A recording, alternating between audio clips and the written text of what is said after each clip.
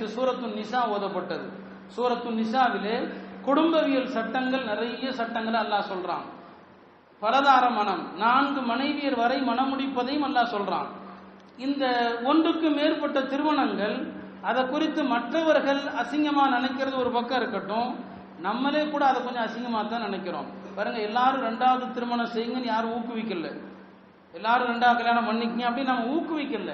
ஆனால் அதே நேரத்தில் 2வது 3வது திருமணம் ஒருவர் செய்வது, 2 மனைவி 3 மனைவி திருமணம் செய்வது அசிங்கம் அல்ல, அது ஒரு குறைவுடைய விஷயம் அல்ல. மார்க்கம் அதற்கு சில நிபந்தனைகளை வச்சிருக்குது. யாரு 2 நிக்கா 3 நிக்கா செய்யலான்னு சொன்னா அவர்கிட்ட முதல்ல பொருளாதார வசதி இருக்கணும், 2வது உடல் வசதி இருக்கணும், 3வது நேர்மையாக நடக்கணும், 4வது 2 பொண்டாட்டியை சமாளிக்கவும் தெரியணும். சமாளிக்க தெரியாதவன் 2 பொண்டாட்டி கட்டக்கூடாது, சமாளிக்க தெரியணும். நம்முடைய முன்னோர்கள் அப்படிலாம் நிறைய சமாளிச்சிருக்கிறாங்க. அந்த கதைகளை பூரா